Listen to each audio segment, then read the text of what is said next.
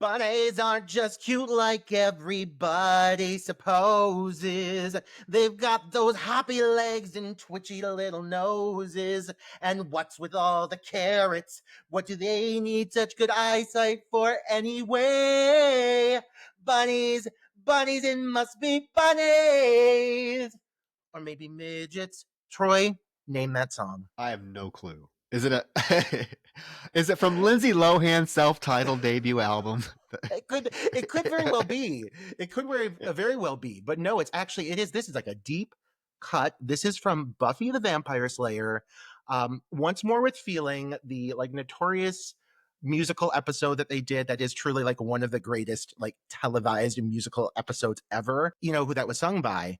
Is the character of Anya, who was played by none other than Emma Caulfield, who is the star of the film that we are discussing today. So it's very specific, but I Wow. like to think that people who like Buffy, they're diehards, they're going to get that reference. I hope. I mean, look, come on, look what we're bringing you. I don't think there's no other podcast that brings you this much depth to our episodes. And Emma Caulfield, Emma Caulfield, right? Bless her. I mean, the range she shows in this film, incredible. Troy. Listen, I'm a fan of Emma Caulfield, but I'm going to say it right now. I have been wanting to cover this movie for a while, and I feel like it is something that keeps coming up. I didn't know there's so many people who love this film. I really think it has to be a generational thing. I saw this film in theaters. I have a very vivid memory of watching in theaters. I own it on VHS. And then I'd say for probably like 15 years, I haven't seen this movie. I'm gonna just say it right now. I have not seen this movie since maybe like the age of like 25, roughly around that. It has been a long time since I've watched this movie, and I was so excited to revisit this because I just don't remember a lot about it at all. And like now coming back and revisiting it, my goodness, time is time has not necessarily been kind to this film, but nostalgia is going to have a big input on like my reaction. I will say that it was super nostalgic for me to watch this movie. I buy that because I do think that the kind of our listener range, the age range of our listeners probably lends itself to around your age. So people that were teenagers when this film came out, and so it is going to have some nostalgia attached to it. It's much like a lot of the '80s admittedly terrible slasher films that I love. One of the reasons I love them is the nostalgia factor. So I do think there's a lot of people that probably hold this film in high regard because of the nostalgia factor. That was one of the first movies they saw in theaters, whatnot. I can tell you, because last week, remember when I said I wasn't sure if I saw this? I can tell you with 100% certainty I'd never seen this. Oh, good. So I was going in not really knowing what to expect, and boy, as I mentioned to you before we started this is going to be either our quickest episode ever or our longest episode ever, because I don't know what to say. The movie, I don't know if you want to dive right into it. We're talking about Darkness Falls. I know, Roger, I know for a fact that you've wanted to cover this forever. You mentioned covering this to me, I think, like when we first started the podcast. So I know this has been right on your plate for a long time. So I'm glad we're finally getting to talk about it. Is there anything you want to kind of shout out or anything before we get into the film, or do you just want to dive right in? Just our listeners. I fucking love you. God, we Yeah. love you so much. Look at you sticking around. Good things come to those who wait. Because I have been talking about this for a long time. I've been really eager to discuss this, and I think I've been hyping him up. I've been kind of, I've been teasing you all, and I've been tingling you and tickling your buttholes, and then no, Darkness Falls, and then tickle, I mention it, and then no, I don't get you to nut. Well, today I think you're all going to get your nut when we talk when we talk about Darkness Falls, because knowing that Troy has never seen Darkness Falls, like, who boy, I know, I think I know what to expect here. I have a gut feeling, but I want to go through this with you. I hope it's a roller coaster of emotions for you, Troy. I mean, it's a roller coaster of something. I really tried to kind of grasp what I was going to say about the film, because I'm just gonna say, like, this film to me, I know this was 2002, so it was before AI, but God, I think this film, the biggest problem with this film is the script. And I swear to God, like this script feels like it was written, like this is a script that would be written by AI. Yeah. And when I say that, it's because there is zero nuance to this script, zero Zero. depth. Everything is telling, not showing. And like nothing that I don't know if you're going to understand what I'm trying to say here because I've been trying to figure out how I'm going to verbalize what I'm talking about because I've never seen it. I've never seen this in a film so blatantly. It's like where there is nothing, everything that happens is so like there's no build up to it. It just happens because it has to happen because we have to get this plot going. There's no, I mean, things just happen with no explanation. It's just like, oh, we got to move to the next scene. Here we go. Let's just make it happen. I kept thinking, slow down. I want to know, are we trying to build anything here? There's a really cool mythology, I guess, and I was really ticked off at the beginning of the film because you have this really cool story about Matilda Dixon, but we're told it. We're not shown anything. It's a voiceover, and I'm like, are you fucking serious? In a film that is barely a feature. Let's be honest. The only reason this film is a feature is because the credits are 12 minutes long. You could not, the closing credits are 12 minutes long, literally 12 minutes long. You could not have shown anything, any of that great mythology that builds this character. I was like, what the fuck? And then it just got worse from there. This is a film that I think is a clear example of like studio meddling at its worst for an array of reasons. This film, I think, when this film went into production, I'm thoroughly convinced. Well, I'm positive it was a completely like a different project, you know. And I really think that this is something that the journey from pre-production to post, I think a lot was left not just on the cutting room floor, just ideas and concepts and important like that kind of developmental tissue that you need to really tell a story properly on screen gone. And I think that, you know, this is a film that has an idea of it wants to be, but it doesn't have an identity. And that comes down to all aspects of this movie. Like the characters, the characters are so one dimensional. Like I've not watched a film in a very long time in which the characters felt so paper thin. And I say that a lot, but truthfully, aside from the purpose that the characters serve to the story specifically, I know nothing else about them at all. You're talking about nuance. Like, what if we knew a little bit about these characters? What if I knew, I don't know, what Caitlin's job is? Something. Give me something. But there is nothing that we are given to develop these individuals beyond the story that we are telling. And so, like, I think that this is a film that truthfully was probably in development hell, and down to the fact that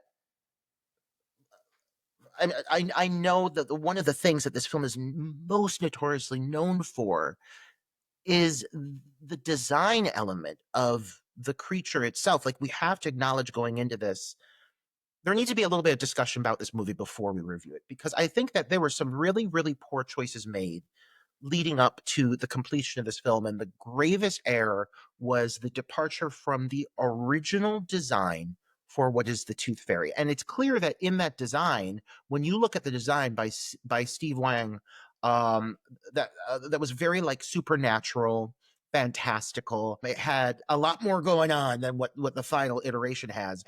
I think that it's clear that the story had to adjust for that visual. So to me, I feel a lot of this lore, this background that we're given on the Tooth Fairy was kind of just haphazardly thrown together, very last minute and like woven together. And that's why we only get a narrator, because both the opening scene of this film and the ending scene of this film feel just tagged on there with no care or thought to what the actual story is.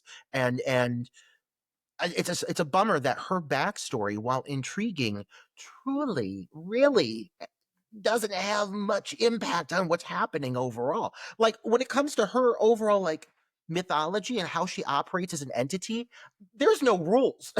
Like sometimes she's physical, sometimes she's a ghost. Like there's no rules here. Well, and that's one of the biggest plot holes in the film is realistically, there should be like no humans left in this town. I mean, if she's killing people when they lose their first tooth, that's something everyone goes through. You would think that the town would be dead, or it would be much more wider known that these children are being slaughtered, and it would be an issue. But when you flash forward, nobody acts like they even know this is going on. They think he's crazy for talking about it. But if you're trying to tell me that this woman stalks and kills everybody that loses their first tooth, they're right there. Their last baby tooth. I'm sorry, their last baby. Then there'd be no, that right there. That's, everyone would be dead. And they try to throw little lines in there, but it doesn't make any sense. It doesn't make any sense. Everyone would be stalked by this woman. Why wasn't fucking what's her name stalked by this woman when she lost her last baby tooth? What about Larry? Why wasn't he stalked? I mean, it makes zero sense. If all they had to do to remedy that is do something like, oh, well, Matilda, she stalks people that lose their last baby tooth that have her same initials, or something like that, that made it a little bit more specific. But nope. Troy, aside from, well, first of all, I don't even know, because the mythology all over the place. Like, does this woman or does she not require teeth in order to kill? But that aside, like, she's just killing people. She's killing random people. She's darting around like a goddamn spirit Halloween decoration, flying through the fucking air. So ridiculous. And then yes, the porcelain mask, horrible choice. I did have the pleasure from you and one of our podcast supporters and past guest co-host Chris Archeski, when he found out we were covering this, he sent me the original creature design, as you did as well today, and it looks so much better. This is horrible. Like, I can't believe people looked at this design and thought, oh, this is what we're going with. It's really terrible. But again, the biggest crime, I mean, the film commits a lot of crimes, but right off the bat, I was expecting, you get this voiceover about basically Matilda and her lore. 150 years ago, she was adored by all the children, and every time the children would lose their last baby tooth, she would give them a gold coin. And I kept waiting to see this play out.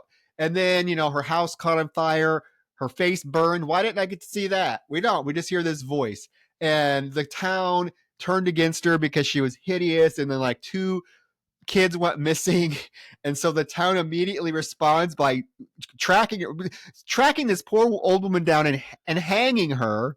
And then the next day, the kids show up just like, oh, here we are. And so they hung this poor woman, and before she died, she basically put a curse on the town that said that what she took before in kindness, she's going to take now in revenge. So every time someone loses their last baby tooth, she's going to come after them. That's the lore. It's cool, but it is literally like a 6-minute voiceover with nothing going on. Listen, the voiceover, obviously the voiceover is great. If you like a Disney, the mythology, if you like that, the voice, he sounds great. My problem is already from the story, from the get-go, we've already got problems. This story has more holes in it than a piece of Swiss cheese. I don't know what the fuck is going on. This myth about her, or this urban legend, even this, they're like, well, she was a tooth fairy, and so she just gave kids coins for their teeth. That alone is weird. But then she had a house fire, so she got burned horribly, and everyone thought she was terrifying. So then 2 kids go missing, but for some reason she is blamed for it, not elaborated on. It's not like they're like, and the children's footprints led to her home. No, there's nothing given as to why this poor burn victim is being harassed by the townspeople, and then they kill her and she puts a curse. My problem is A, if she's given gold coins, you're just throwing out this bit piece here. I really feel like the legend of the actual legend of the tooth exchange for coins should be playing into the story more. You don't get a lot of it. I'm going to tell you that right now. Her being the tooth fairy really isn't the main theme in this movie. It's just kind of a concept they touch on once in a while. Every once in a while you see a tooth. And then B, my bigger gripe, who's this dame to be casting spells and placing curses, and it's not explained to me. at all. It's not like there's a book of magic or she was a witch. No, it just happens to be casually thrown out there that she places a curse on the town and that's it. And it's never explored, it's never explained. Like she just places this curse. She's got this ability and that's all it is. It's not explored at all. Yeah, it's just casually up. She plays the curse, and then but the curse turns her into some like fucking mini rocket that has superhuman. It's so weird. Like the villain just doesn't really fit an elderly old woman who was burned to death. Like she's zipping around 300 miles an hour, lifting cars off the street. Like I was like, what is this really? But okay, so we got this opening lore. We cut to modern day or whatever, close to modern day in terms of the beginning of the film, I guess, because we're introduced to a young boy named Kyle, who we see he's in the mirror. He just lost his tooth. He spits out the blood. Only blood you get in the movie. Only blood you get in the movie. This is it. Later that night, he has a little interaction with his mom. She wants to know if he's asking Caitlin to the dance. He gets up. His mom leaves him. He gets up, puts the tooth on the dresser. Here's something outside. Another thing that I got really fucking sick of real quick were just these very blatant jump scares. Like all of a sudden, Caitlin's in the window, and you get this loud. It's a jump scare. We get tons of them, and so she comes in and asks him if he wants to go swimming. No. So she sits next to him on the bed. They end up kissing. She gets a little bit of blood on her lips. And there's, I guess it's a cute exchange about him bringing up the dance. And she says, well, I already told my mom that you're going to be over at 7 p.m. on Saturday so that she can drive us. Perfect. They kiss again because she tells him their first kiss should be sweet, not bloody. It's kind of gross. The first kiss, she got blood in her mouth and she's just like, ew. She like licks it off. I'm like, honey, you're like 12. Like this is kind of not something. Yes, to be specific, they're 10. That's important. Well, and it's only 12 years later, and they both look 40. But we'll get to that. A big topic here in a second. We'll get to that. So she puts his tooth under the bed, and she leaves. Later that night, I mean, he's woken up, and you get this whole sequence with the tooth fairy coming into his room.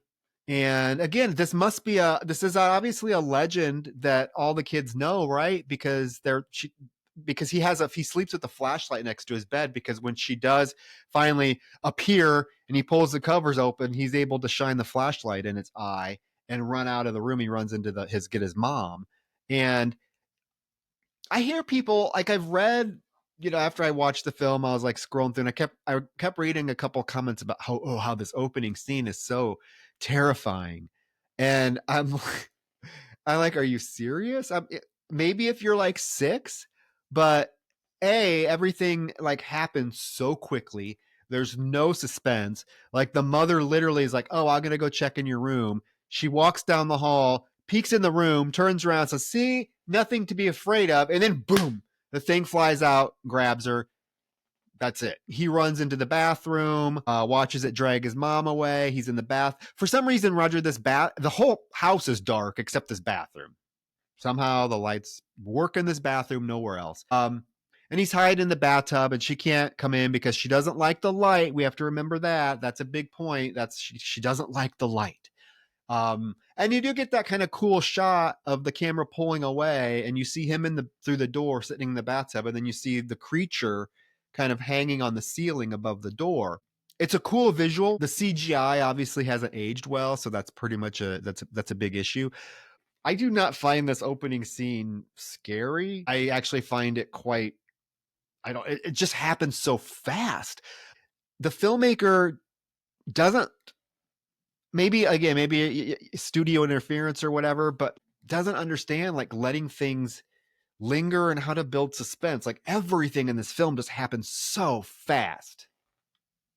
I could have used 10 more minutes in this movie just developing suspense properly, establishing moments, because like, you said this a little bit ago, but the biggest problem for me overall is that the film is on autopilot. It never takes a risk. It never changes pacing. It's always just kind of like putting along. And so like whenever a moment of fear or suspense is introduced, all of a sudden she's just there. And like you kind of just, oh, okay, I guess she's just present. I could hear her having her asthma attack. One thing we need to note, she's a very distinct audio. Yeah. You hear her sound design the whole time. Sometimes it's effective, sometimes it's irritating. She's shrieking, she's wheezing, she's dying. I think my biggest gripe overall is, so you establish here, you know, that she's coming for teeth and she doesn't like the light.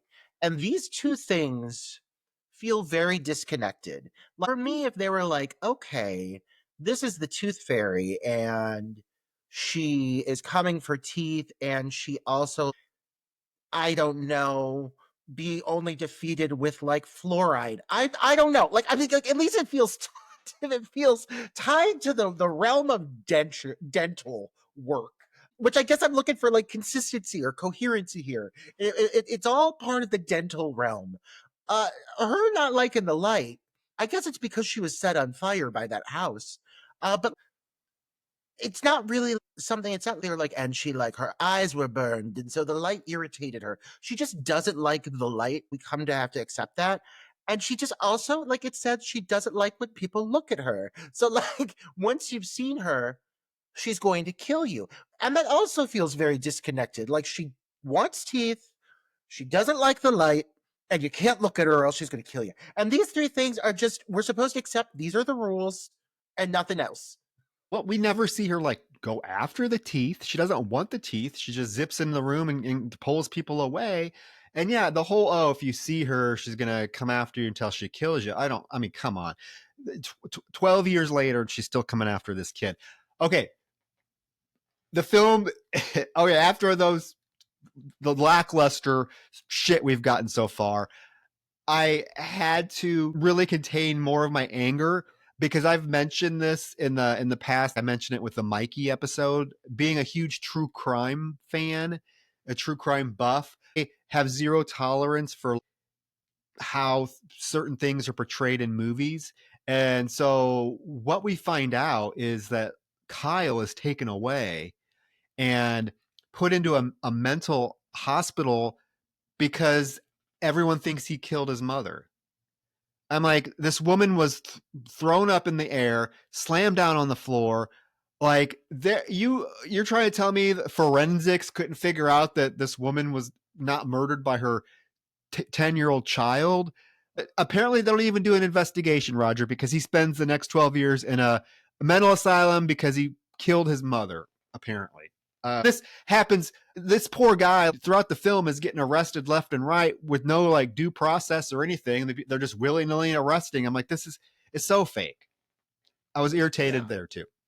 Yeah, it's pretty clear that that whatever robot wrote this script also doesn't know how these things work. The you know, from everything to do with like the any police subplot that exists here, there are several characters who are police officers, and it's very like lightly explored because I feel like they just didn't know how to write for that. So I don't know. I just feel like the writer here clearly had to be kind of green, and their weaknesses really come through in how they handle it.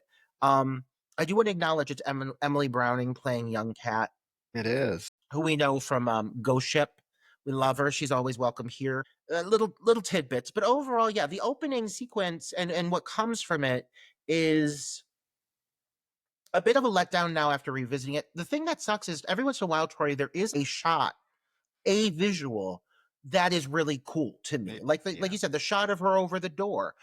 There's a beat of that actually feels cool for a split second. There's something there, but I feel like they had all these little specific shots they really wanted to have, and they didn't care how they strung it together. That's how it's feeling, you know? Yeah, but again, I want to wrap my mind around how this legend is playing out because this town, like you would think, again, you would think numerous people would have been murdered in this town by now. So the idea that they're going to latch on and say, "Oh, this little 10-year-old kid killed his mother," your whole town, sir, should have a history of people being brutally murdered. If this legend is true, Right. it's just like this legend is like only specific for this one character, and it doesn't seem to Right. apply to anybody else. And Right. I really had a hard time with that. I kept thinking this just doesn't make much sense. You do get, he's being let out. He's being put in the back of a cop car as poor Caitlin's watching him, and you get that really weird dissolve from her 10-year-old face to now her 22-year-old face. But, and hey, Emma Caulfield, I love her, but like she looks 40 in this. Like Yeah. she looks 40. For them to do that fade and then have a thing that says 12 years later and her sitting there looking like a soccer mom, it didn't work.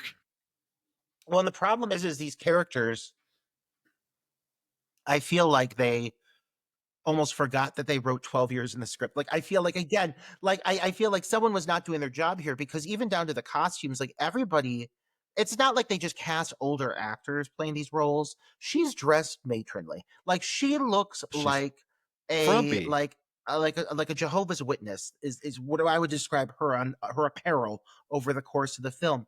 The guy who she's seeing, which we barely would know that because he doesn't really do anything at all.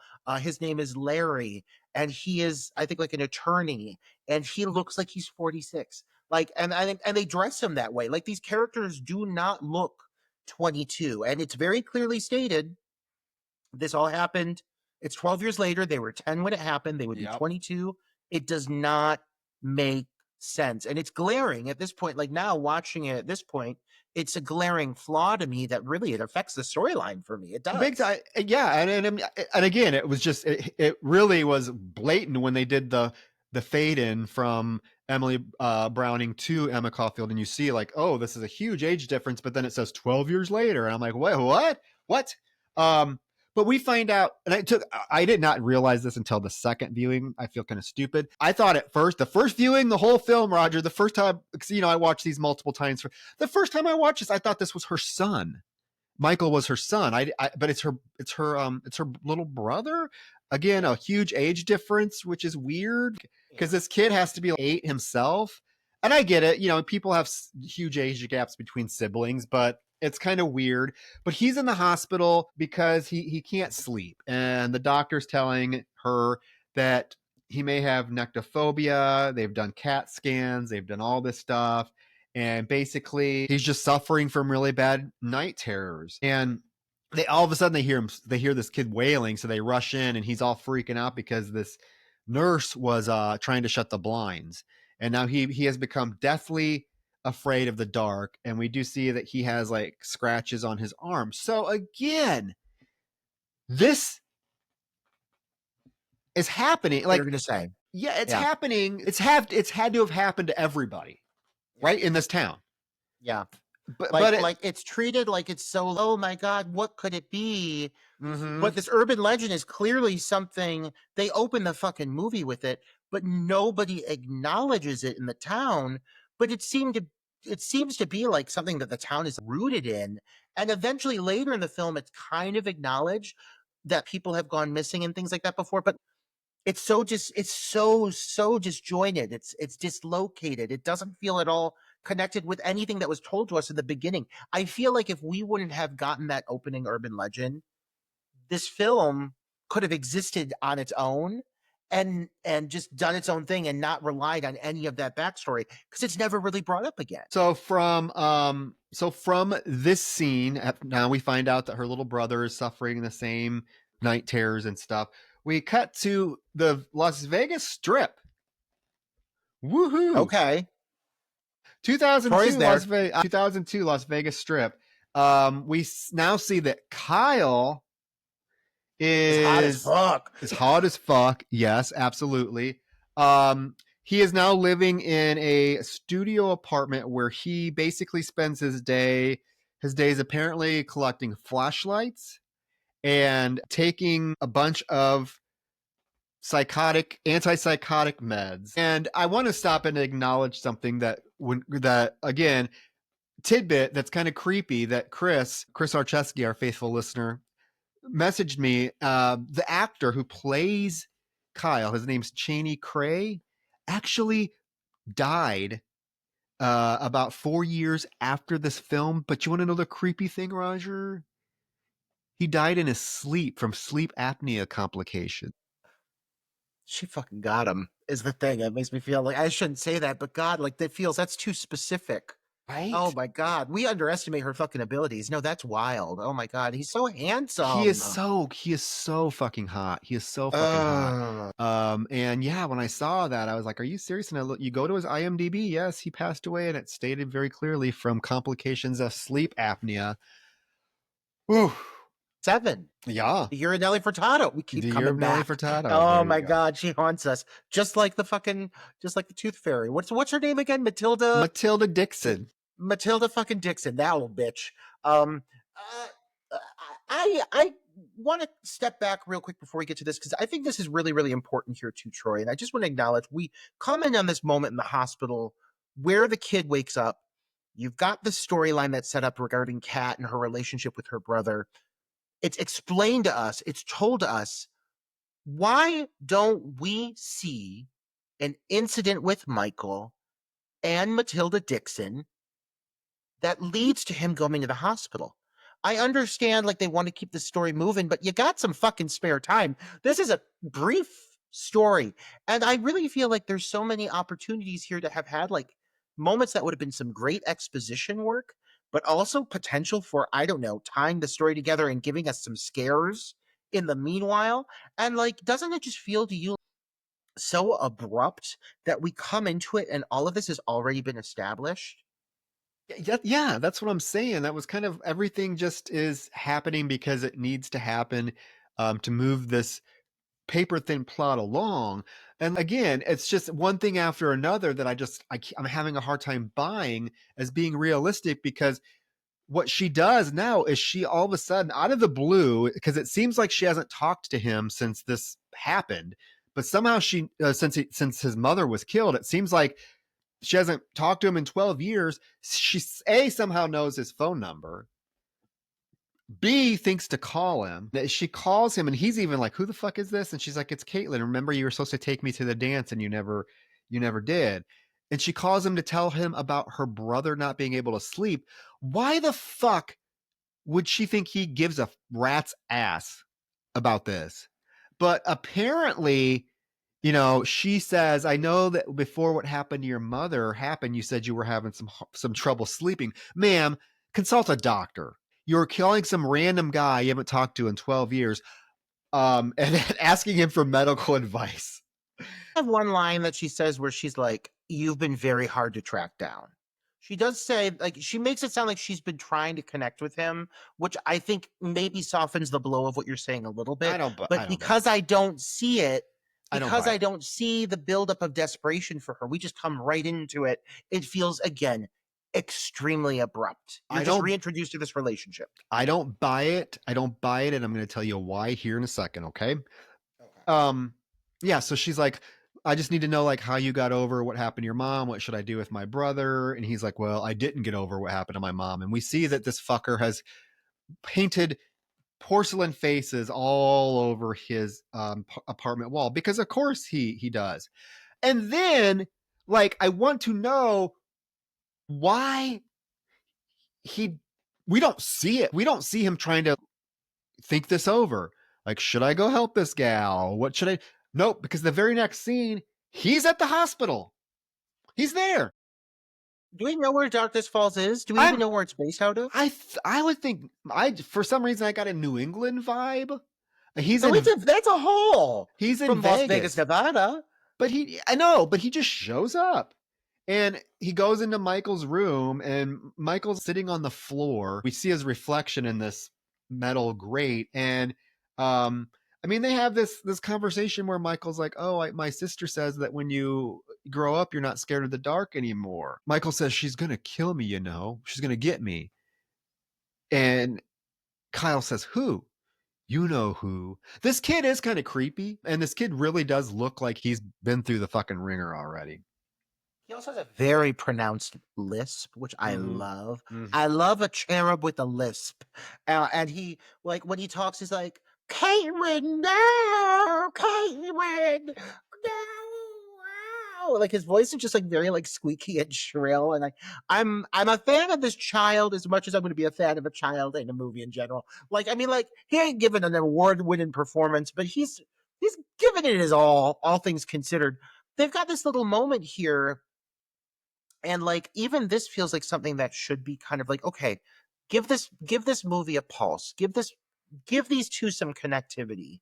Make it so that Kyle becomes extra defensive of the child, show them form like a relationship. Even with him and Caitlin though.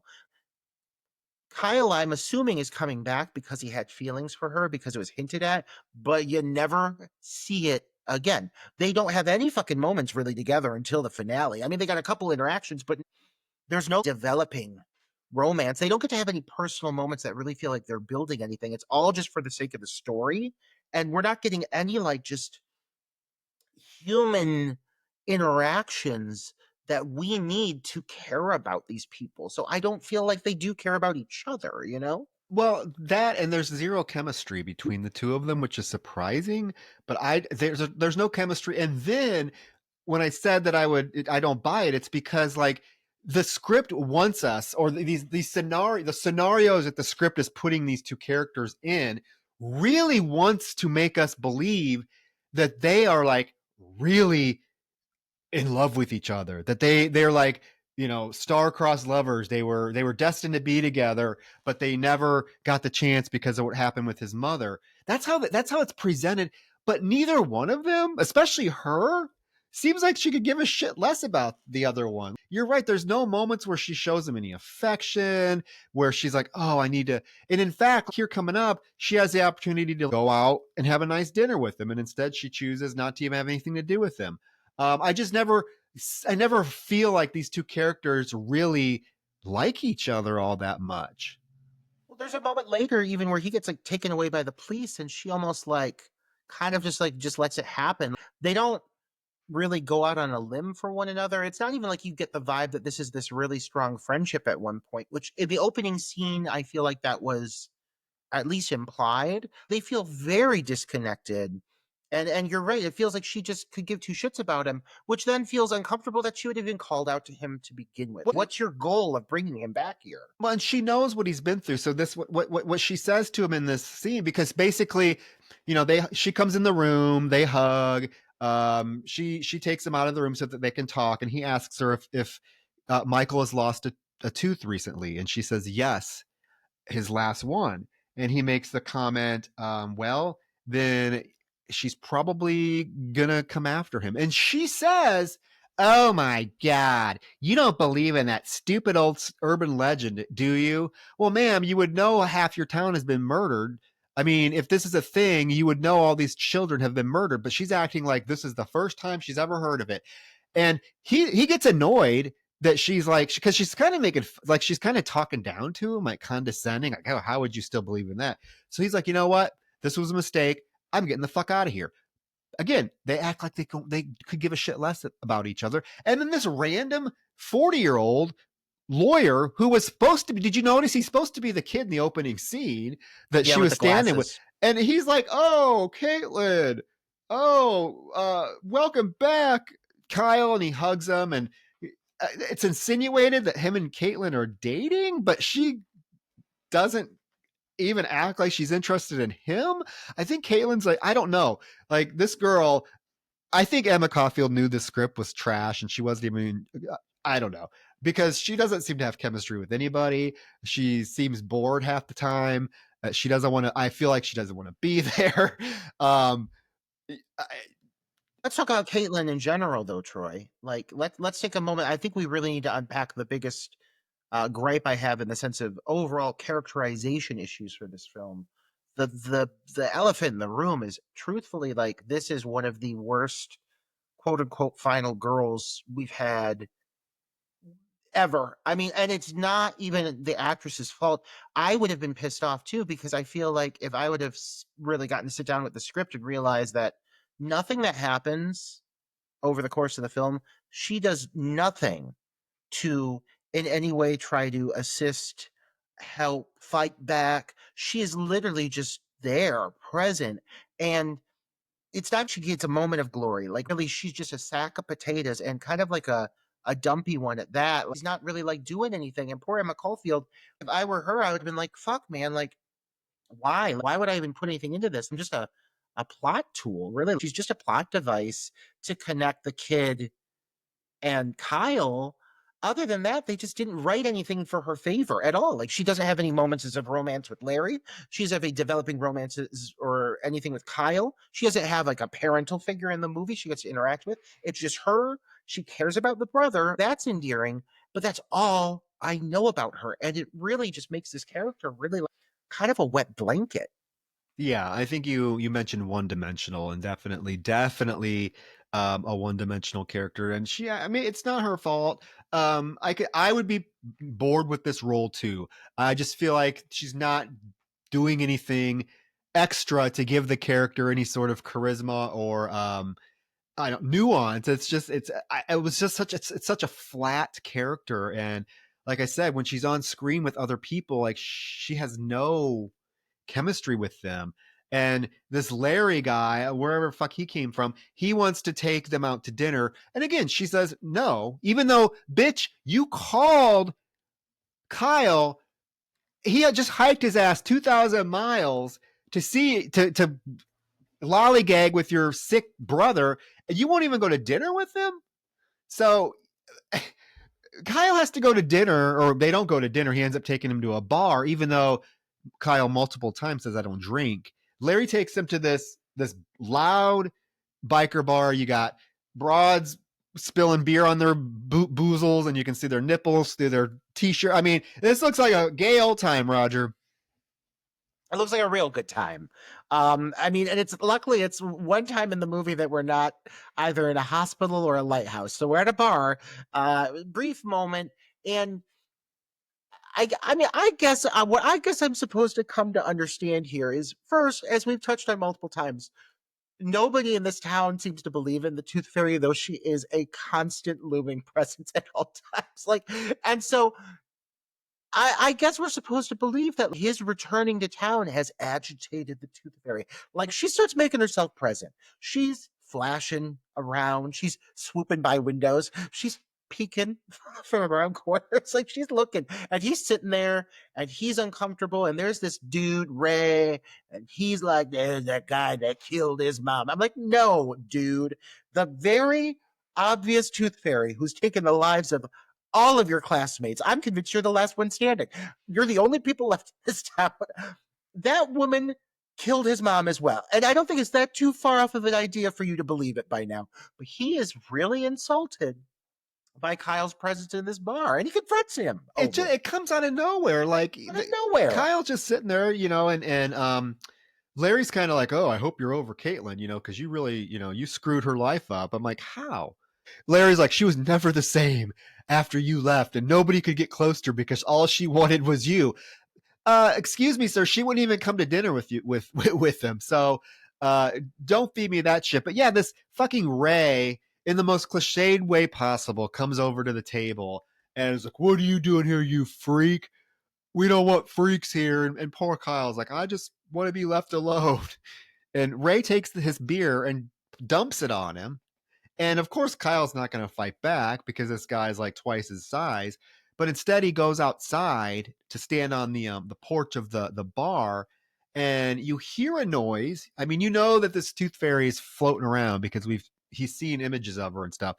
But then another fucking jump scare of Ray comes burling out of the bar and crashes into Kyle, busting the banister, and they both go rolling into the fucking woods.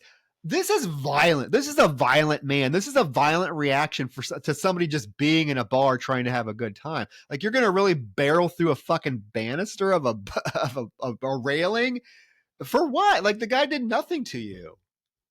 Yeah, just out of nowhere, he goes over the fucking banister. They go rolling down this ravine. These two men, and then Ray gets up on top of Kyle. Kyle looks over, and then just there off in the distance, there's sweet Matilda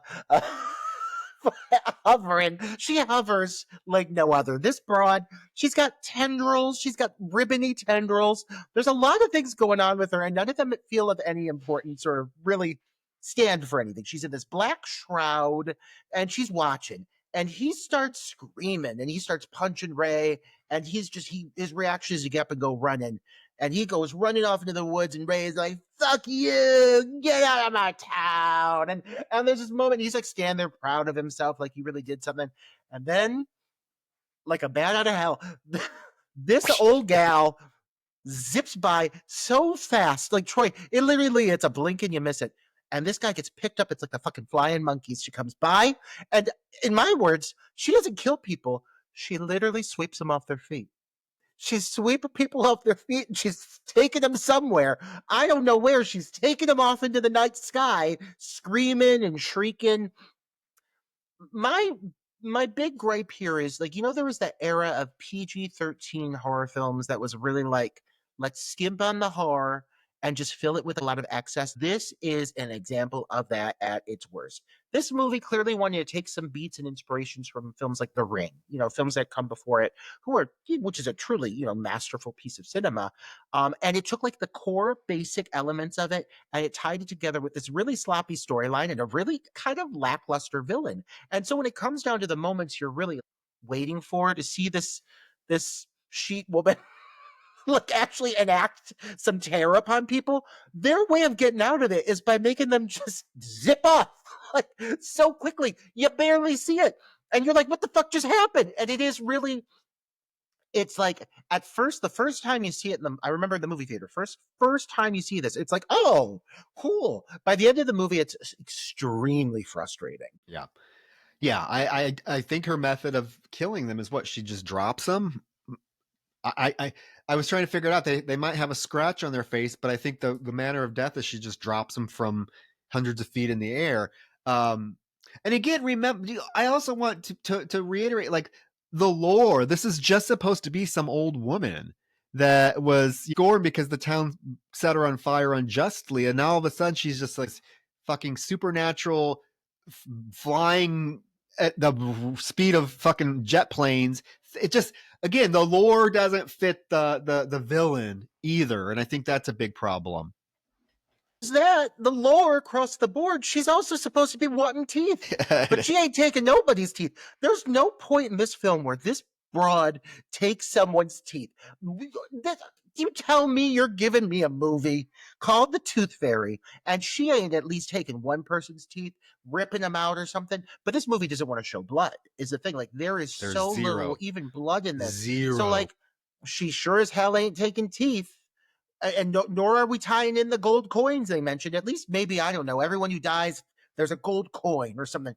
No, like, nothing ties back in. She's just mad people are seeing her because of her burned skin, and she's dropping them from the sky like the fucking house in the Wizard of Oz, just dropping them down. And so Ray comes crashing into the ground, and you're right, he's got a couple scratches on his face. He lands on Larry, but, like, you don't see anything. Here's another thing: is all of a sudden Larry is out in the fucking middle of the woods with the whole fucking police squad. I'm like, what?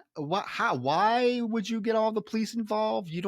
Because literally all Kyle did was leave. Like, in Larry's mind, Kyle just left, but now all of a sudden he has all the cops there, including Matt. Whew. Okay. I needed a moment where Matt and Kyle just really just fucking made out, because both of them are hot as fuck. Yes. Yeah. I was waiting for it. So Deputy Matt is out there searching, and yeah, they can hear Ray screaming. So Deputy Matt runs in the direction with the rest of his cops, and Larry's just standing there being like, oh, I'm a man. I can't be scared. I shouldn't be scared. I'm a grown man. Yeah. And all of a sudden fucking Ray's body is dropped right on top of him. Very PG-13, very fucking PG-13. It's a letdown, because in a more effective film, this guy would have dropped from the sky with his organs hanging out, or again, his jaw ripped open, something tooth oriented. I don't like teeth, but if you're telling me Tooth Fairy, give me some teeth. And then we got this weird fucking moment, Troy, where Caitlin is reading fairy. It's not fairy tales. What is it? Like, yeah, fairy tales. It's fairy tales, but they like have this really weird term for it, like fairy fables, or I can't remember. I know what I thought it was fairy tales, fairy fables, fairy fable, something like that. But here's the thing. Here's my problem. It's you're telling me you don't believe in this lore about the fucking Tooth Fairy, but this fairy tale or this fairy fable is enough to make it into this fucking illustrated book in which it's very specifically told the story of how to defeat this specific iteration of the Tooth Fairy. And it's not like she's playing by fairy tale Tooth Fairy rules, which I don't even think those exist. But somehow there's a book that has like this whole story about her being defeated by the light, and it seems very specific and tailored to the film we're watching. But like, it's not. Where the fuck do you find this book? What is this book? What is this random story about the Tooth Fairy that she's reading? And where did she get it? Like, it's just out of nowhere. And guess what? It doesn't matter because we don't ever hear about it again. She never touches the book again. She doesn't mention it. She doesn't mention it to Kyle. She doesn't like, hey, look in this book. There's the story about what you're talking about. Maybe there is some truth to this. Kyle comes waltzing in. I want to know how close this hospital is to everything because it seems like every character in this film can get to the hospital within seconds. I don't know how big including the fucking ghost. Exactly. I don't know how big this, but he's at the hospital. He's waddling in. He comes in. She notices he's bleeding, and he has like gravel embedded in his scalp. And she takes the tweezers and starts picking it out while she's asking him about what he's been up to the last 12 years. Apparently, he he's been in Vegas. He works at a casino. Then he asks her if she's seeing Larry, and she says, "Well, why do you want to know that?" And then he just changes the subject. He's like, "Well, you know what? Don't let them do any more tests on Michael. I had every test done to me imaginable. Nothing helped." And then suddenly the police show up, Deputy Matt, and they arrest him for murdering Ray. With what evidence? Like, what is the one piece of evidence that you have that you can literally arrest this man for and say that he killed Ray? But they do. They arrest him, take him to jail. And they take him to the most like stereotypical cliche, like one prison cell jail set that I've seen in like every cheap movie ever. Like it just looks like the same prison set you've seen in all these other films that have the same kind of idea. But it's like a one cell prison, but there's like 70 police officers. Like when it comes down to it, this place is brimming with cops. So it's so rushed. And I mean, the whole thing, we keep saying it's rushed, but I really would think that with this whole moment with Ray, somebody would step in and be like, whoa, whoa, whoa, like let's at least consider different options of what happened. First of all, Ray attacked him. So that was witnessed. Ray was actually pursuing him and he left. So, I mean, even if it was anything like self-defense or something like that, like I still think it would be something where this would be addressed differently. And so they just throw him in this prison cell and that's it. It's just okay. And now we think he's a bad guy. Well, I love the sheriff. The old sheriff is like, oh, because he's at the jail, and the sheriff's like, oh, looking at his pills. Oh, all these antipsychotics. You know what that means? People that take antipsychotics, they're psychotic, and that's all the evidence he needs that Kyle killed Ray. They throw him into jail, and yeah, I mean, that's it. And They also mentioned that Kyle's had 3 suicide attempts. Yeah, Can I just note that 3 suicide attempts? That's fucking pretty miserable. This poor fucking guy. 3 suicide attempts. I'm just learning this information about him. I mean, he seems pretty kind of like overwhelmed by the whole Tooth Fairy thing, but this guy doesn't seem like 3 suicide attempts in at this point. He also doesn't seem 22. He looks like a 47-year-old. But still, it's like I'd have no idea that this guy was through that level of lows prior to this. I'm wondering if like they were real suicide attempts or if they were like attacks from Matilda that the hospital thought was suicide attempts, because we do see that she does scratch Michael's arms, like his wrists and stuff. So that could be it, because in my mind, when I heard suicide attempts, I kind of was like, no, this doesn't fit this character. I don't think this character of Kyle being like the survivor, like he's so hell-bent on surviving, like his whole life is revolved around having backpacks full of flashlights and stuff. I don't think he tried to commit suicide. I'm wondering if it was like that the hospital thought he was. Caitlin is there and she just like leaves him there. She doesn't try to comfort him. Did you notice that? She just leaves him in the jail. Doesn't try to convince anybody that he probably didn't do it. She doesn't go over to him and is like, oh, I'll get you out of here. I'll do what I can. Nope. She just like leaves. She's like, oh, I got to go back to the hospital. Michael's there. She just leaves. I mean, yeah, and then she has like that whole moment where she goes back and like they give her like one breath of humanity where she starts to break down in the car and like she starts to cry and you're like, "Oh, good. I'm finally getting something from Caitlin." And then you've got that fucking cat jump scare. What the fuck, man? A cat jump scare, not even appropriate. She's just parked. Her car's parked in the hospital parking lot. It's the last place you would expect a cat jump scare. But yeah, all of a sudden this cat jumps on her fucking hood and it's like, ah! I was like, oh my God. So she goes into the hospital and she realizes like Michael's room is locked. And so she can't get in. They're all trying to get in. She finally breaks the door down. And when she gets in there, he's cowered in the shower with a flashlight, because we do acknowledge that Kyle did give him a flashlight when they first met and told him that's your peace of mind, hang on to it. So he does have the flashlight, so it worked for him. But we see him, he's bloody, his arm is scratched, his wrist is scratched, and he whispers to Caitlin, "She's gonna get me." Now, Yeah, it's one of the more effective visuals, and I'm not saying this movie's brimming with them, but this visual of the kid laying there with the cut down his arm, blood running down his arm, one of the few moments of blood handprint on the curtain, him just laying there with that flashlight. She starts crying over top him. It's one of the stronger moments, albeit very brief, that we get over the course of the film, because it feels like there's actually some higher stakes for a brief second here. for a brief second, and now the doctors want to, they think that he's suffering psychotic breaks because he won't sleep. He's scared to sleep. So they say that they want to give him a procedure that's performed in the hospital. He doesn't have to leave. It's sensory deprivation chamber.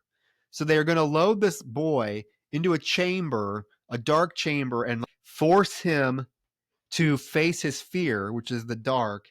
And then that'll miraculously cure him because he will realize there's nothing to be afraid of.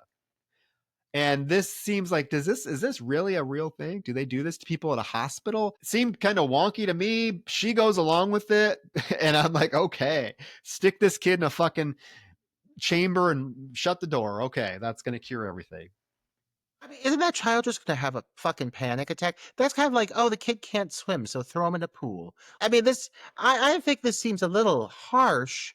I think there's other ways to possibly go about this. And she even says, she's like, are there other ways we could go about this? And he's like, medication and therapy. And I'm like, well, that sounds reasonable. I mean, okay, that's fair, but they want a quick fix. And so sensory deprivation it is. And so that's clearly putting this kid in a very precarious position, especially because it seems like they're like, we're doing it right away.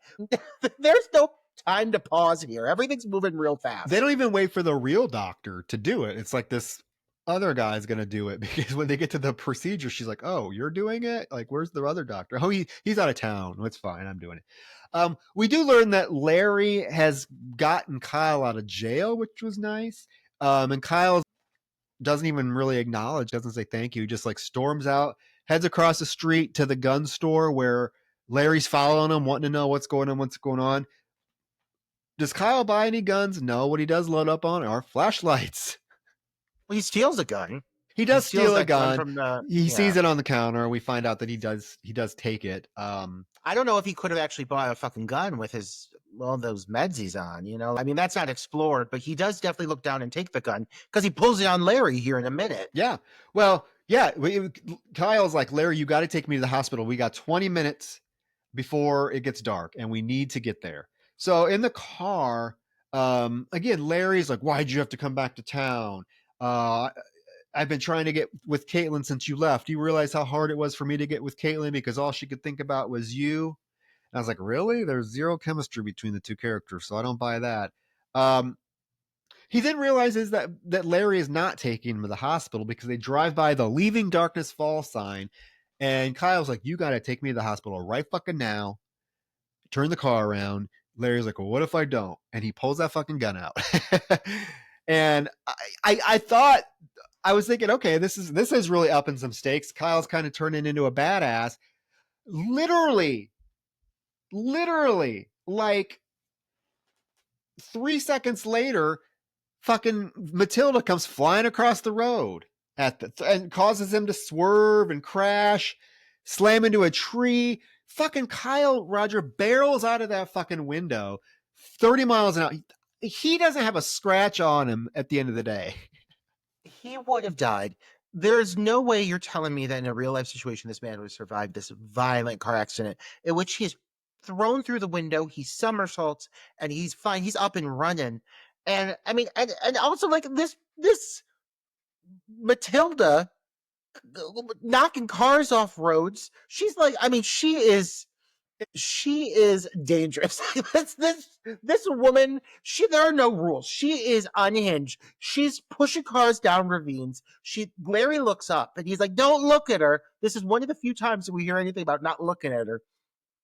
He's like, "Don't look at her." He looks up. She's floating over top him with that China doll mask on, and she grabs him, and off into the night, Larry gets sucked away. It's just, yeah, it's like so fast. Like we were just starting to kind of get to know the character of Larry, and I understand there are sacrificial lambs, but this feels like a half-baked moment. This does not feel fully finalized. You're right. As soon as we get a moment where Kyle is upping the stakes. He pulls this gun out. He's trying to get things to turn in his direction, and she just comes in and she fucking ruins everything and kills Larry. And it's starting to fall into that trope too, where like, yeah, again, characters are getting just sucked off into the darkness, and you're starting to realize like, oh, we're not going to see any of this, are we? Like, we don't see anything about what happens to Larry. He doesn't drop down or anything, right? No, he's taken away, and that's it. And before he dies and before they crash, he does tell Kyle that they are doing this treatment with Michael, where they're putting him in the darkness. And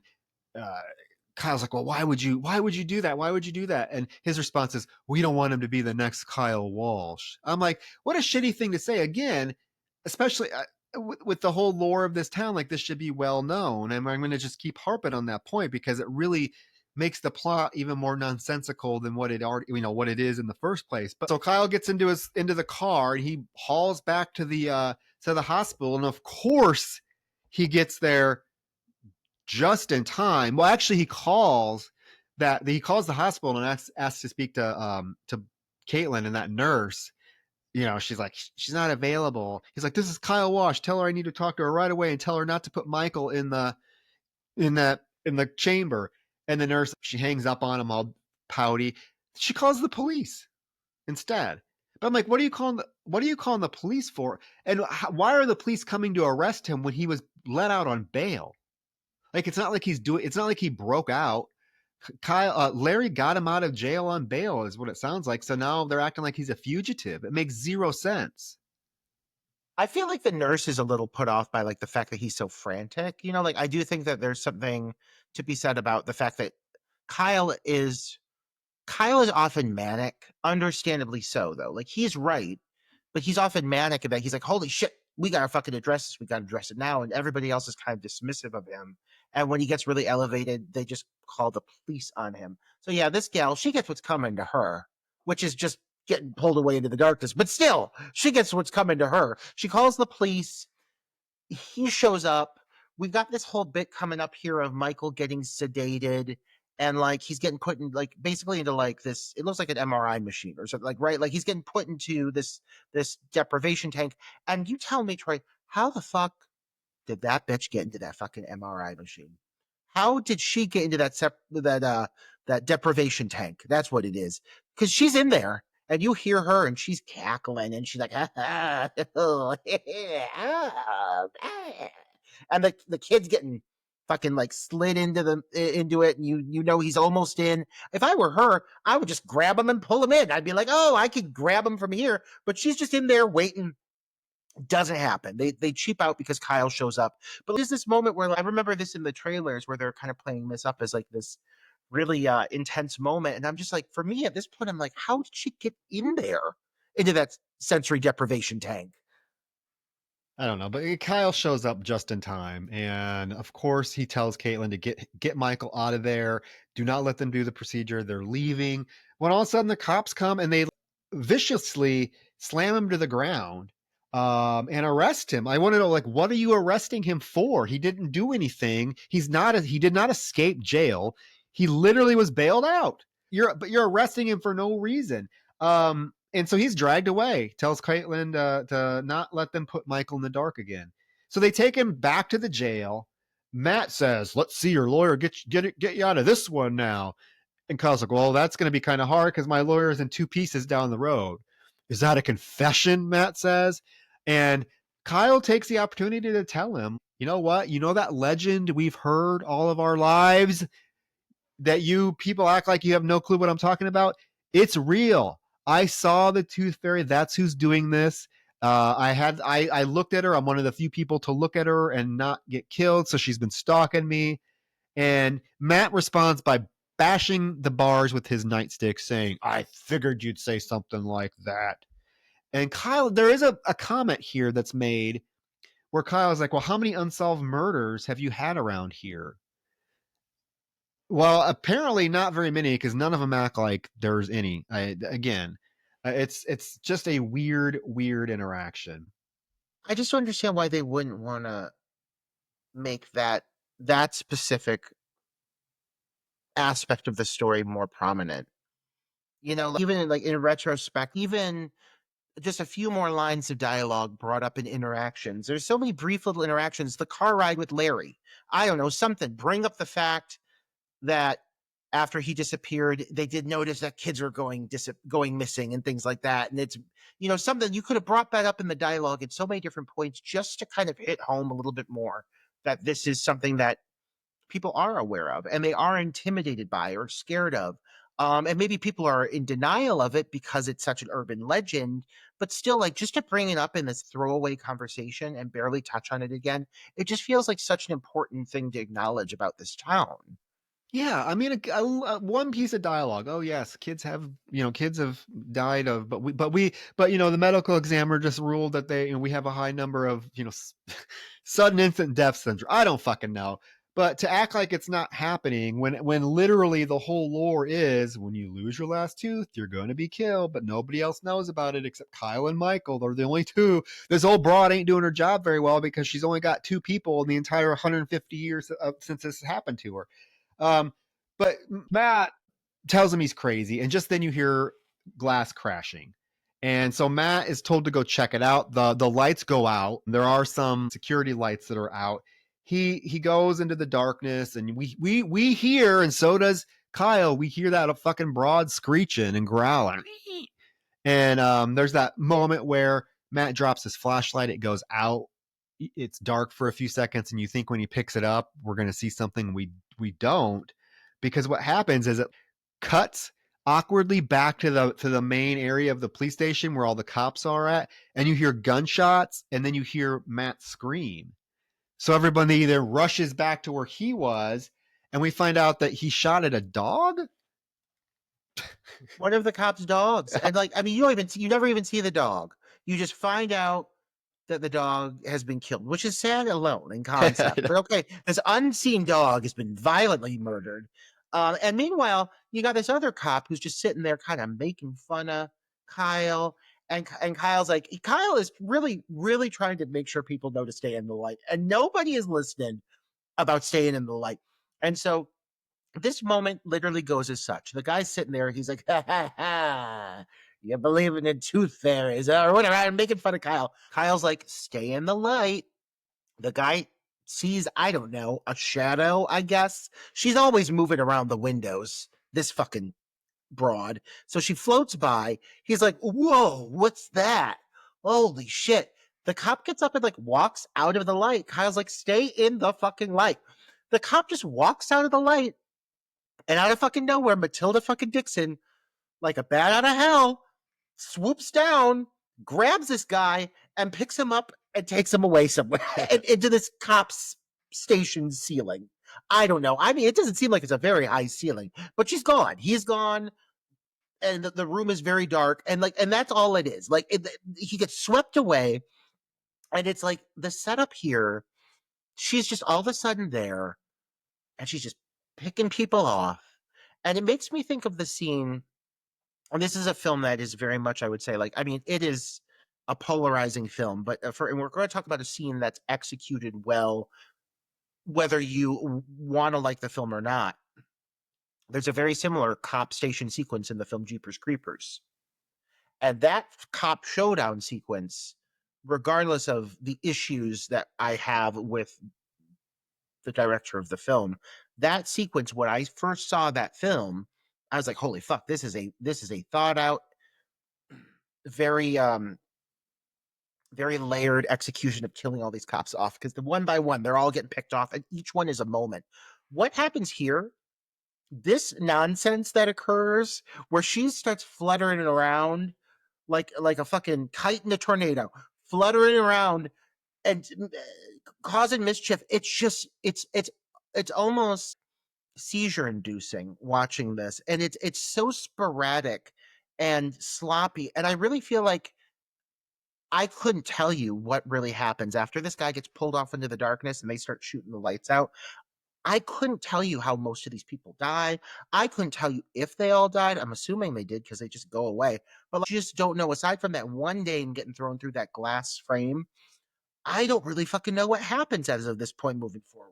Yeah, it's so frenzied, fast, frantic, edited, it's all those quick jumps that were really popular. It's almost like I think video game editing where everything's and all I know is that the female cop's thrown through the glass, they're shooting out the lights. She's making them shoot out the lights. Kyle's like, quit shooting out the lights. She wants you to shoot out the lights. He does reach and grab the dead cop's keys so he can unlock the jail cell, and he basically saves Matt. Matt's getting ready. Poor sexy Matt's getting ready to be whisked away, but Kyle shows up just in time to shine the flashlight at Matilda, so she flies away. And he says, I got to get out of here. She's going after Michael next. So lights are also out at the hospital. So I think the lights in the entire city went out. Bad timing for this. How did that fucking I happen? don't know. It's by the not way? explained. I don't Did know. she do it? That's what I was wondering. Did she do it, or are we supposed to, or is this just a bad coincidence? There's a storm rolling in because it gets really windy, and there's a full town power outage across the board. The timing is shocking, all things considered. Yeah. Well, Michael won't come out from under the bed. Caitlin's trying to get him to come out. We do hear Matilda screech, that fucking screech. And Caitlin hears this, so she's like, fuck it, I'm getting under the bed with you, Michael. So she gets under the bed with Michael, and then all of a sudden, Matilda's on the fucking bed, slamming up and down, throws it off of them. The two have to take off bolting down the hallway. She's following, screeching, throwing a fucking fit. When she's approaching them, all of a sudden, out of nowhere, Kyle's hand comes out of the fucking elevator and grabs Caitlin and Michael and pulls them into the elevator. Like, how he got there so fucking fast. There's this whole chase sequence too, Troy, that feels really toss away because a lot of it is just sound design. Like between them getting first attacked in the one room and then chased to the elevator, she like goes through like they enter a closet. It's all sound design, sound design, sound design. You do see all these. I want to point out there's all these work lights. Like the power's out in the hospital, but there's still emergency lights. But the power is going down, is what you learn. Like they're on timers. They only have so much battery. And so they're running, and there are these emergency lights, and I'm kind of just stand there, stand in the emergency light, don't go anywhere. But she's swooping all around. She chases him through this closet. Nothing really fucking happens. And then, yes, the elevator door opens. There he is, heroic, holding a flare, gives us some nice dramatic lighting. He throws it at her. It feels like there was a lot of missed opportunities here. This whole bit of them under the bed, she just swoops by and all of a sudden she's on top of it. Give me a moment with Caitlin where she has her first realization that she's seeing this thing. Give me a moment where she's alone in the hallway and she's starting to suspect something. Caitlin has yet to have a moment where she has seen anything or believed anything to be true. And all of a sudden it's just thrown into her face. And I'm like, one of the great moments that we get in this genre, but specifically in like the paranormal, is the moments of realization when people start to realize they're in danger. And I just feel like it was really like her character. She's the female protagonist. Don't you want to have a moment of terror specifically with her before she's just thrown into this frenzied moment where it's her and the rest of the group. She never gets to have that. Like, she never has an individualized moment. She never has a moment where it's just her and the ghost. And that just feels really disappointing for this character. Well, they're in the elevator, and Matilda is attacking the elevator. She causes it to collapse, just to fall down and hit the bottom in there. So they're trying to pull the elevator doors open. They get them open, and we see that the doctor and the nurse are out there, and they help the three of them out. And then that other nurse, she just appears out of nowhere. So we got a doctor and two nurses now. The nurse is like, I what's he doing here? I called the police. And Kyle's like, well, that's not going to do any good. They're all dead. We need to get out of here. He's like, we need to get out of here quickly. And the doctor says, we need to evacuate the other patients. And Kyle says, no, we don't. They have not seen her. They'll be fine. They're after us. So they run down the hallway, and they have to like creep down this hallway to try to stay in the range of the security light. So you got first Kyle goes, then Michael goes, and then that fucking that nurse, that hefty nurse tries to go, and she steps into the darkness for a split fucking second, Roger. A split second, and she's fucking knocked down by Matilda swooping in. But she couldn't have pulled him into the goddamn MRI machine earlier in the movie. But in this moment, this girl, for a split second, you're right. And then she's fucking down on the ground. She's injured. She's like a sack of potatoes. I got to touch on that line that you mentioned, because I really think this is irritating. In the middle of like this frenzied moment where these nurses and this doctor come out of nowhere, they're like reintroduced. Again, characters we've never had any interaction with aside from like this, the sensory deprivation room moment. And they were very minimal there. We've seen the one nurse, Lauren, a couple of times, but they're just there. And then Lauren comes in and she's like, what's wrong with you people? And she's just there. But these other people, I guess they saw, and we know the doctor saw Matilda because she was on top of the elevator. She looked down at him. She was menacing with her mask on. The other nurse, Dumpling nurse, I'm guessing she saw her too. Lauren didn't see her. So why are you luring this poor woman to her death? And then you're saying, well, these other people are fine. They didn't see her, so they're okay. Who are you to assume these fuckers haven't seen this ghost woman? These poor people, all these hospital patients who are also, there's no power. So how do we know that some guy's not on a ventilator and now he's dying? Like, they got jobs to do. But so no, they're gonna fucking leave all the people in the hospital. They're gonna go. They're gonna do this whole like creeping through this alley moment. This is a whole acrobat routine they're performing here. It's very specific. And the lights are going off like on timers, so there's more and more darkness. They managed to make something both very boring and very rushed at the same time, because they're just kind of creeping along a wall and they're like, stay in the light. Stay in the light. Yeah. And then the light goes out and someone gets sucked away. Yeah, the younger nurse, because when that older broad is laying on the floor injured, Caitlin's trying to help her, and that younger nurse takes the chance to try to get to the wall, but she steps into the dark. She's snatched away.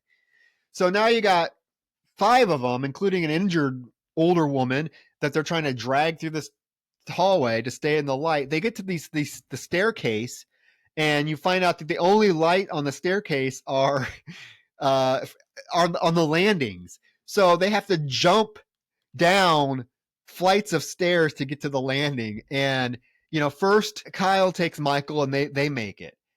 Roger, there was no way in hell that nurse was going to make it. There's no way. The sacrificial lambs, these women literally have 2 lines each, and then they're tossed aside. And one thing, again, the Lauren, when she gets pulled away, like in the hands of a more masterful team, that could have been such a moment. Truthfully, there is something about the idea of people getting sucked away into the darkness. If you show it, there's one brief shot of her getting pulled away and you barely see it, but there's something cool there, but it's so fucking dark. I can't see anything. And that's one of my gripes here. This movie, when it gets dark, this ghostly apparition woman is the color of the night sky with a white mask. So if anything, you see black movement and the white mask peeking through. At least when you see the one nurse get pulled away, you see the white of her uniform. But overall, half the time I can't see shit. And I mean, yes, it's Darkness Falls, but the amount of darkness in this movie is overwhelming. And so like some of these moments could probably be very cool, but I can't really see what's happening. That is a problem I really have with these later darker moments. Yeah, I would say it plagues the rest of the film, honestly, because it just gets progressively worse where you're trying to um see this villain. But then on the other hand, I will say, like, when you do see the villain, it looks so CGI that it's almost good that you don't see it a lot. Um, Yeah. but yeah, so they jump down this landing. Of course, when the nurse tries to go, she swooped away right away. So now you got the doctor, you got Caitlin, you got Michael, and you got Kyle, and this thing is swooping around trying to get them all. When all of a sudden, a fucking car comes crashing through the front of the hospital, Roger. I have quite like, how did Matt know that there weren't patients like being housed there, for, to try to get them out? He just comes barreling through the whole fucking front of the hospital. Well, when they jump down the steps, the doctor says, "I'm getting the fuck out of here," and then the doctor is in the car. Like the doctor is in the vehicle, so I'm assuming Okay, the doctor told him to that do was that. stupid editing because I did not understand. I thought the doctor was like, I heard him say, "I'm getting the hell out of here," but then I thought that he got in the car with them because he was there. So the doctor ran out of the building. How did he get out? How did fucking Matilda let him get out? But she's snatching, burly nurses, right? I mean, it's This is my problem where it's so hard to see though, because he says he's going to get out of there, and then another one of those emergency lights goes out, and so there is that one moment where they're under the last beam of the emergency light, and she kind of floats around them, and you get like a pretty clear visual of her. And yes, CGI is bad for sure, but there are several shots in the film that they look green screened, but they don't look as bad as others. And I think this moment, as she kind of closes in on them, and she's kind of waiting for the light to go out, is actually kind of cool. And then the headlights come in, the car comes through the front. For a moment, it feels like it's starting to hit a frenzy.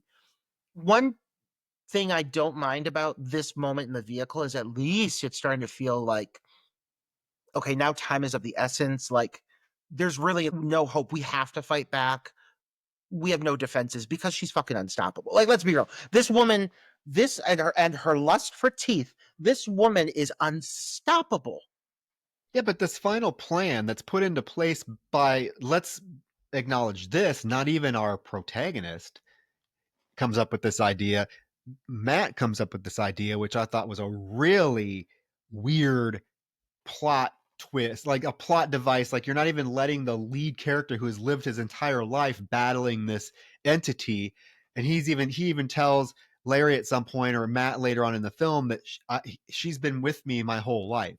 You're not even going to let him come up with the final plan to destroy her. It's Matt, because Matt's like, we're going to the lighthouse and we're gonna get it to fucking work, and that light's gonna shine on this bitch, and we're gonna go. So they literally start barreling towards this lighthouse when the doctor's like, "No, we should just keep driving. It's safer in the car."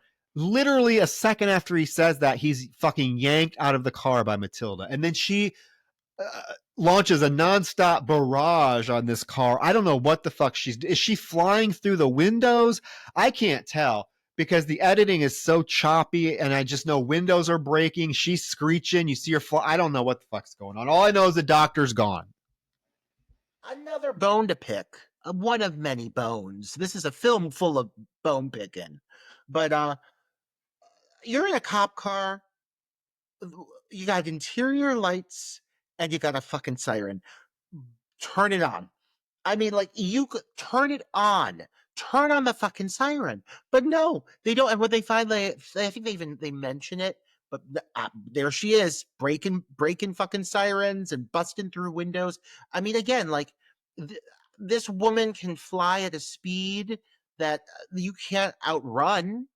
Somehow they manage, though, to get to the fucking lighthouse. That's their final destination in this film. But up to that point, she's able to catch up with the car. So eventually, the light gets shined in her face, and she gets thrown back into the sky. And they reach to the light. They finally get to the lighthouse. And another issue I have is this lighthouse. Like, we have seen it a couple times in photos. It has visually been somewhat a presence throughout the film, in like cutaways and aerial shots. Aside from that, this lighthouse has no like symbolism. It doesn't represent anything. It's not where, I don't know, Caitlin and Kyle had their first kiss, or where she was burned alive or something. I mean, it's a cool location. It is like the set piece of the film, but it doesn't it doesn't come into play until it has to, which is very much in theme with everything else we've seen before it. You know, everything that comes up in the story, every character that's introduced is simply just to tell this basic story and nothing more. And I really would have loved if this lighthouse had some form of attachment or symbolism to the story to have made this more impactful. Because right now they're just at a lighthouse and that's all it is. I could have easily fit into the legend of her, right? You again, it's where they burned her. Oh, it's where the kids went missing for. Like, I don't know, it could have been something. But yeah, we're just at this random lighthouse. They get out of the car, they get in, and then I mean again, rushed. They get to they find the generator, they put the gas in it, they climb up to the top of the lighthouse to start the light. It works for about 10 seconds and then goes out. So Matt and Kyle have to go back down because Matt's like, you know what? It could be that the gas line to the generator is clogged. So let's go back down and get it. So they go back down the stairs, and Matt does see that there is a leak in the cord. So Kyle's like, I need to fix this. So he's like reaching over to try to fix it. The light is there's still a little bit of light. And Kyle turns up to Matt and said, Matt, stay in the light. Immediately, Matt snatched.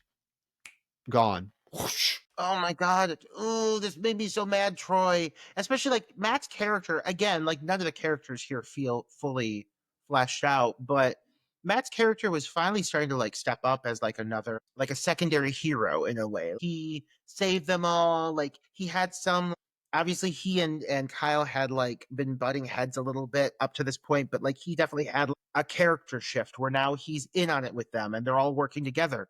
Like, why couldn't he have had more of a moment? I think if anyone deserved a moment, if they're going to go out like this, like he just gets pulled up through the staircase. You can barely see what happens. Kyle's like, stay in the light, stay in the light. And he just gets pulled away. And it just feels so anticlimactic. I know. I was like, wait, really? That's how Matt is going to go out. Matt has kicked it up as into hero level way more than Caitlin's worthless ass, or even Kyle. And they got a good bromance going on right now, and he's just yanked away. And then all hell breaks loose because Matilda like fucking comes barreling through the glass of the lighthouse, and she's attacking. And little Michael has to jump down to the next level.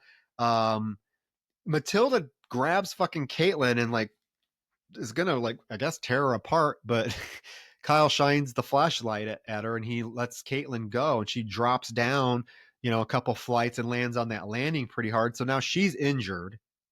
Instantly injured. Yeah. Caitlin has one moment where she gets her hands dirty, and within seconds, she is a lame duck. Now, the rest of this time, Kyle has to drag her around.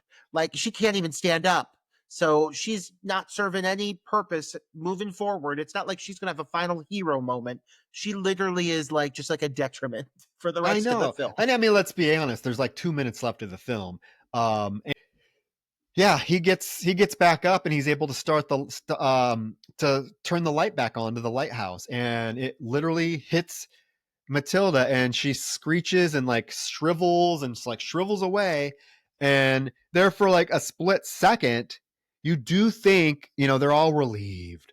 Oh, we did it. But then all of a sudden, somehow she's alive because she grabs Kyle, lifts him up in the air. You get maybe a 30-second struggle where he's screaming, he's kicking the light. He actually knocks her mask off, and that porcelain mask falls to the ground and it breaks, but then teeth fall out of it. I'm like, what the fuck is this? That mask is made of teeth. It's literally teeth, children's teeth that have been fused together. If you look at it, it doesn't look like it. Well, because it's teeth. In shots, it's very smooth. It's very smooth. I never got any impression that was teeth. Then they need to work on. Lo and behold. Well, when it falls, I was wondering like, why are teeth coming out of it? Yeah. I don't know. There are several shots of the mask close up, and it does not look like teeth. It looks like a smooth porcelain mask. So they fucked that up too. Yeah. Yeah, they did. And let's like, this whole build up here, like, yes, this is extremely rushed because he gets grabbed, and you think for a moment, like, the villain always comes back. The villain always comes back. It's a trope. But when the villain comes back, like, you got to put a little bit of thought into it. When old girl gets pulled up into the light and she shrivels and there's all this CGI and she's glowing, her eyes are glowing, and she puffs into smoke and she's gone. And it's like, okay, and something's going to happen, but literally all that happens is like the light, like the lighthouse light, like, rotates, and she just comes on back. Like, she's just back. She grabs him, she flies up again, and he breaks the mask, and like the teeth go flying, which you're right, it doesn't look like it's made of teeth, but it is, I'm telling you. And then you get a brief multiple seconds brief reveal of what Marjorie Taylor Greene or whatever. What is her name? What's her name?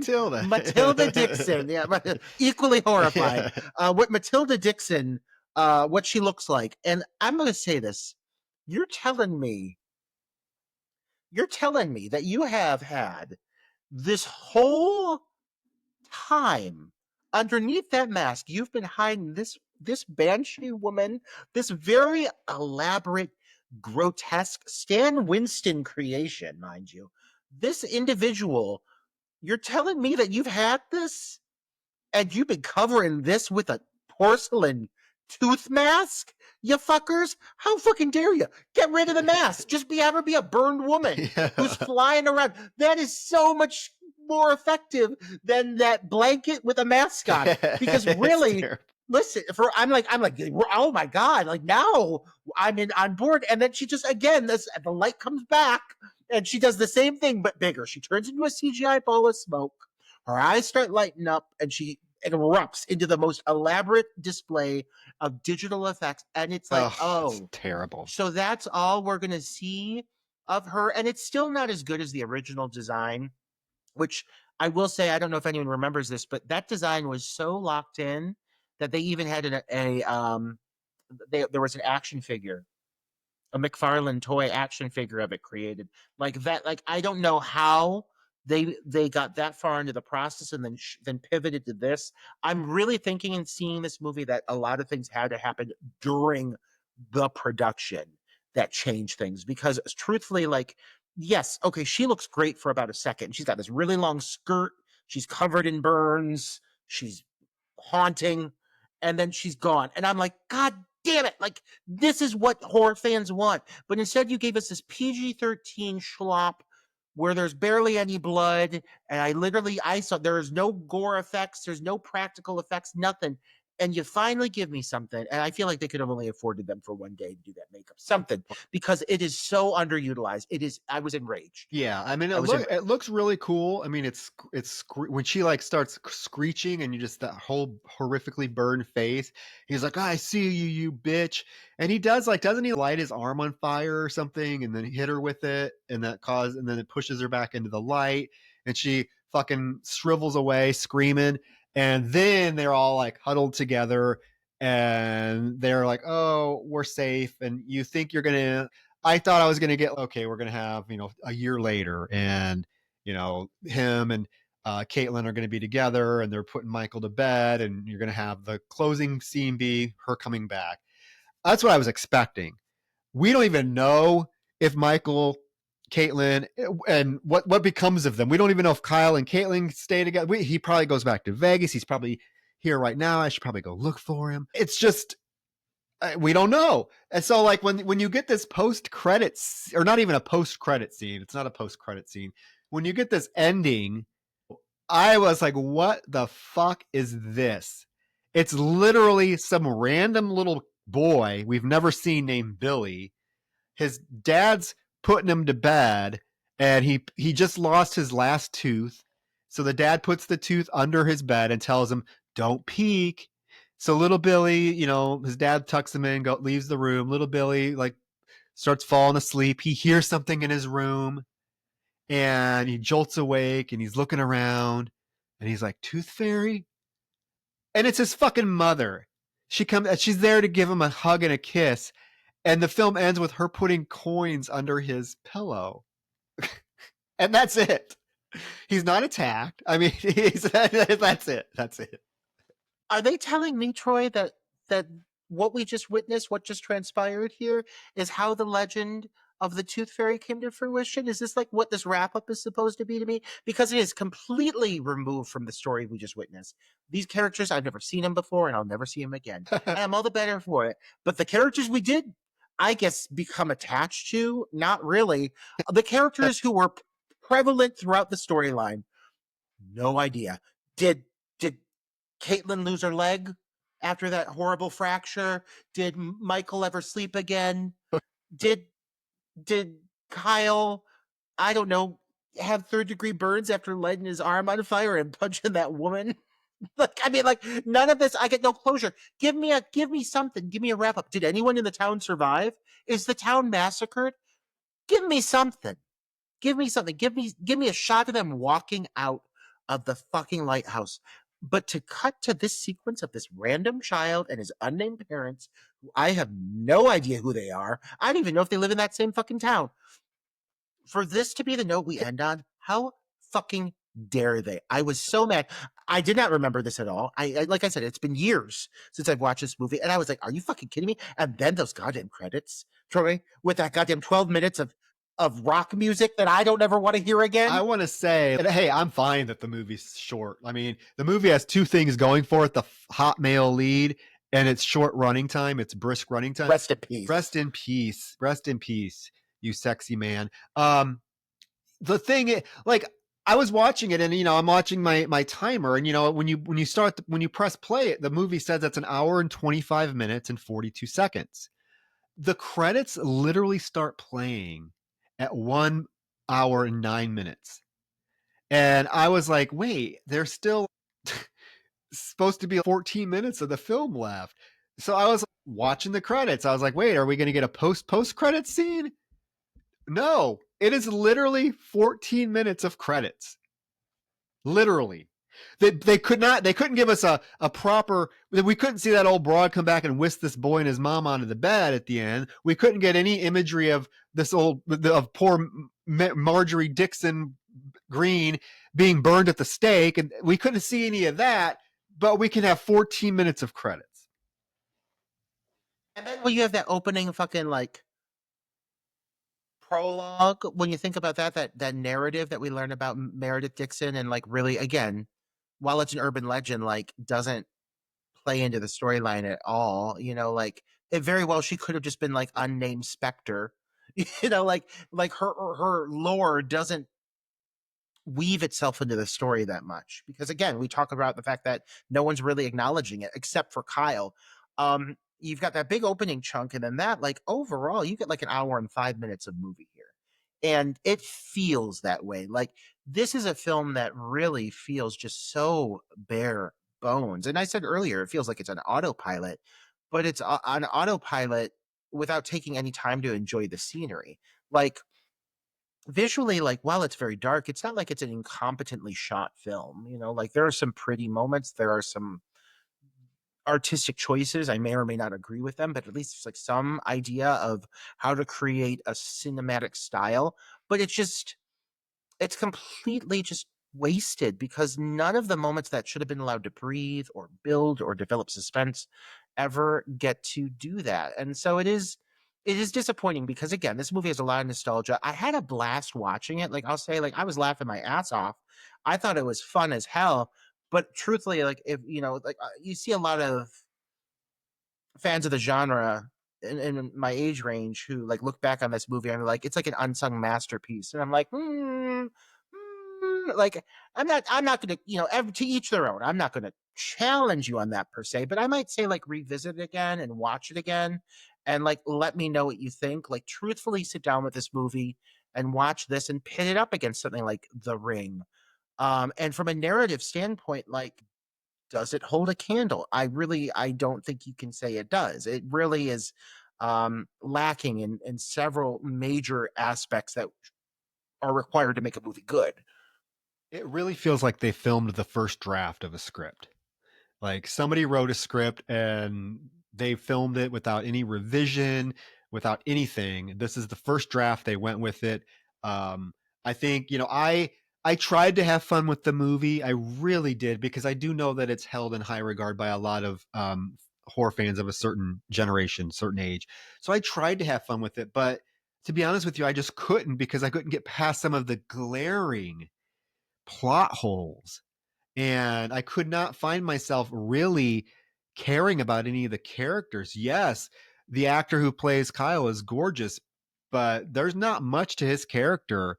He has one emotion throughout the whole film, and then you surround him with an even wetter blanket in the form of Caitlin, and I don't care about these characters. And again, things happen for no reason other than we have to move the plot along. There's no logistical reason why some of this shit happens. It just happens because it needs to happen because we have to move this plot along. Like Caitlin calling Kyle, Ray being so antagonistic towards Kyle. It's just like the stuff is it's elementary screenwriting.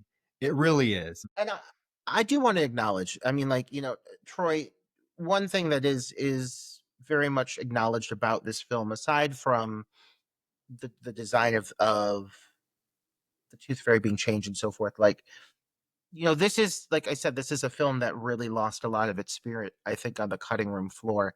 And this is a time where I think a lot of production companies were stepping in and making choices that were not for the betterment of the actual piece of cinema itself, So this is a film that I do know had a lot of changes made and a lot of material cut. And I do know that Kyle originally had a lot more backstory. It was a lot darker.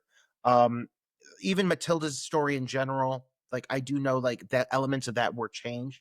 I've never seen the original script. I don't know much about that, but I do know that a lot of the story was cut out of the final draft. So I would be so curious. I would be so fucking curious to see an original cut of this movie just to see what was lost, because you can see the plot holes. You can see where they removed them. You can see when certain major sequences needed more to fully flesh out and operate, and they're just lacking those notes, those elements that would have made them feel fully functional and just complete.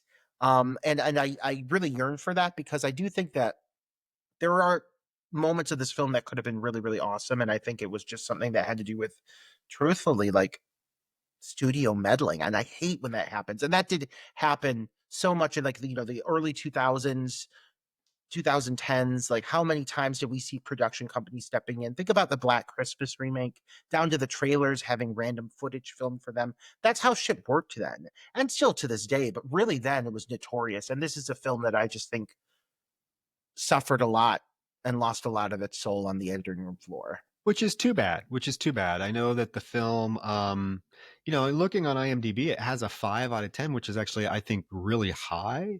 And the critical consensus though is pretty low. It has a really low Metacritic score. But it was a box office success. It made like 3 times its budget back. So again, I do know that the film is held in high regard, and I think it just has to do with, like you mentioned at the beginning of the episode, nostalgia.